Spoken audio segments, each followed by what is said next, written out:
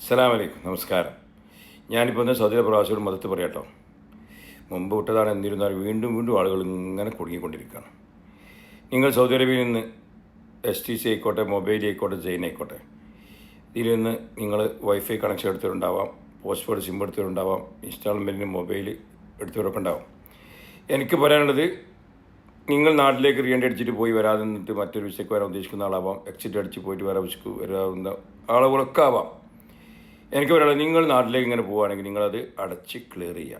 പൈസ കൊടുക്കാനുള്ളത് അടച്ച് ക്ലിയർ ചെയ്ത് നിങ്ങൾ ബില്ല് വാങ്ങണം, സ്റ്റേറ്റ്മെൻറ്റ് വാങ്ങണം. നിങ്ങൾ ബില്ല് അടച്ച് ക്ലോസ് ചെയ്തെന്ന് പറഞ്ഞാൽ അവിടെ നിങ്ങൾ മടക്കിയാക്കും, ബില്ലൊന്നും തരില്ല. അപ്പോൾ നിങ്ങൾക്ക് പിന്നെ കുറച്ച് കഴിയുമ്പോൾ കാണാൻ മെസ്സേജ് വരുന്നത്, നിങ്ങൾ എത്ര അടക്കാനുണ്ട് എന്ന് പറഞ്ഞ് മെസ്സേജ് വരും. ചെറിയ സംഖ്യയൊക്കെ നിങ്ങൾ കൊടുക്കാനുള്ളത്. എന്നിരുന്നാലും നിങ്ങൾ അവിടെ അടച്ച് ശേഷം നിങ്ങളെ ആ സ്റ്റേറ്റ്മെൻറ്റ് ബില്ല് വാങ്ങണം.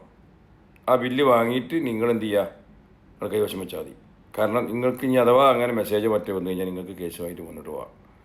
കാരണം ഞാൻ അടച്ചതിന് തെളിവുകളുണ്ട്, ഫുള്ളായി അടച്ച തെളിവുണ്ട്, ഞാൻ ക്ലോസ് ചെയ്തതിനുള്ളതിന് തെളിവുണ്ട്. ക്ലോസ് ആക്കിയ ബില്ലാണ് വേണ്ടി കേട്ടോ. ക്ലോസ് ആക്കുമ്പോൾ ആ ബില്ല് വാങ്ങിയിട്ട് എന്ത് ചെയ്യുക, നിങ്ങൾക്ക് പറയാം ഞാൻ ക്ലോസ് ചെയ്തിട്ടുണ്ട്, അല്ലെങ്കിൽ എന്തെങ്കിലും വിഷയം വരുമ്പോൾ അവിടെ നേരിടുക. നിങ്ങൾക്ക് ആ ബില്ല് അവർ തരുന്നില്ല എങ്കിൽ നിങ്ങളെ സ്പോൺസർ ആരാ ചെയ്യാൻ വേണ്ടിയിട്ട് ബന്ധപ്പെടുക.